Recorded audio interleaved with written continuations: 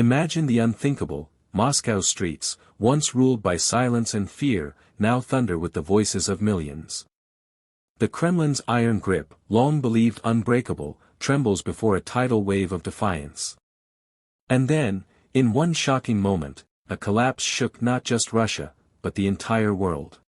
The story of that moment is not simply one of crowds gathered, but of history breaking open.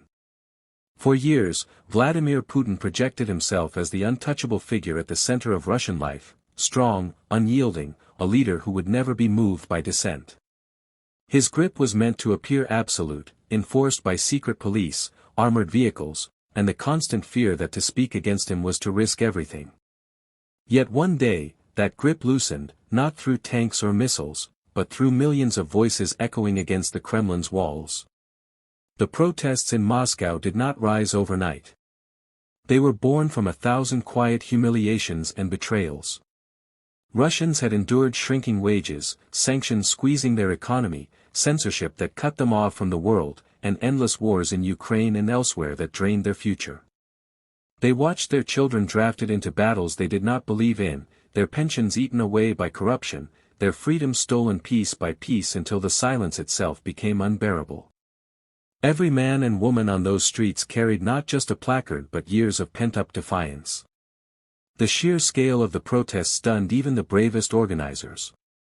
Grandmothers wrapped in scarves marched alongside university students, factory workers stood shoulder to shoulder with teachers, soldiers' mothers shouted for the return of their sons. It was not the voice of one class or one age group, but of a nation finding its tongue. The chants thundered across Tverskaya Street and Red Square, cries for dignity, for bread, for peace, for a future. No longer whispers in kitchens, no longer cautious sighs on the subway, but an unstoppable chorus that made even hardened police hesitate. What collapsed that day was not a wall or a building, but the illusion of invincibility.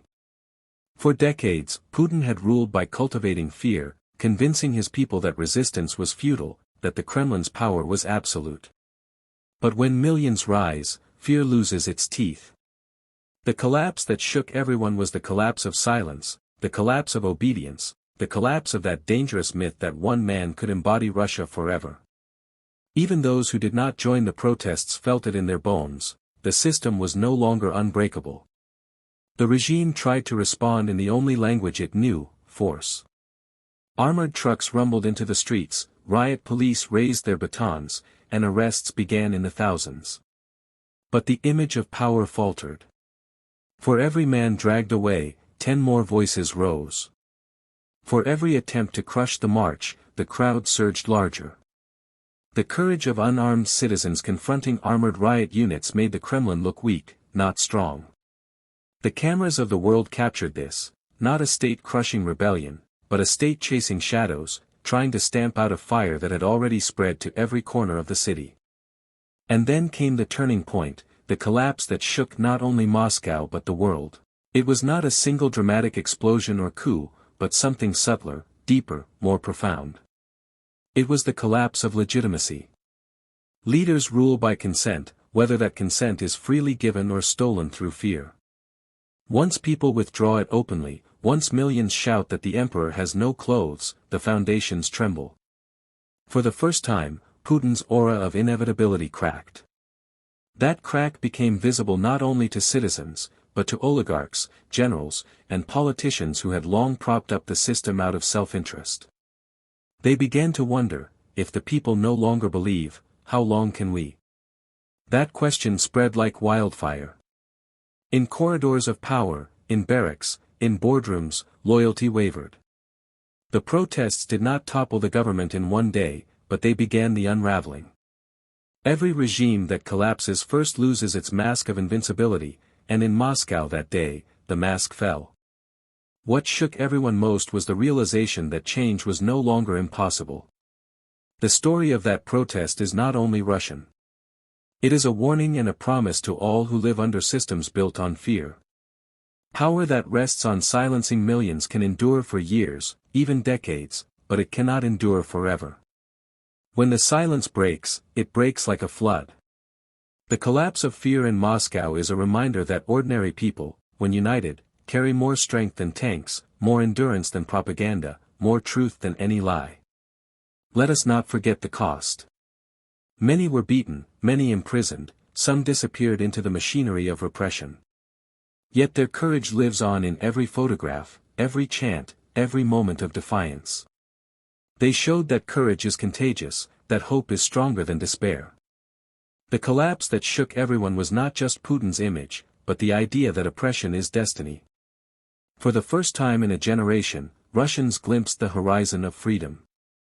When history writes of these days, it will not linger only on Putin's palaces or his wars.